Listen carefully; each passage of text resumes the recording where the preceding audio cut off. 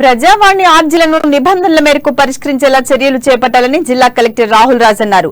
ఆదిలాబాద్ జిల్లా కేంద్రంలోని కలెక్టరేట్ సమావేశ మందిరంలో నిర్వహించిన ప్రజావాణికి అర్జీదారులు పోటెత్తారు. ఆయా ప్రాంతాల నుండి తరలివచ్చిన పలు సమస్యలపై అధికారులకు దరఖాస్తుల రూపంలో వినతులు అందజేశారు.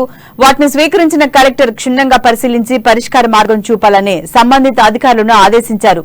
ప్రధానంగా భూ సంబంధిత సమస్యలు, పింఛన్, ఉపాధి కల్పన, డబుల్ బెడ్రూమ్ ఇళ్లు తదితర సమస్యలపై అర్జీదారులు దరఖాస్తులు చేసుకున్నారు. ఇప్పటి వరకు పెండింగ్ లో ఉన్న దరఖాస్తులను క్షేత్రస్థాయిలో పర్యవేక్షించి వారంలోగా పరిష్కరించాలని ఆదేశించారు.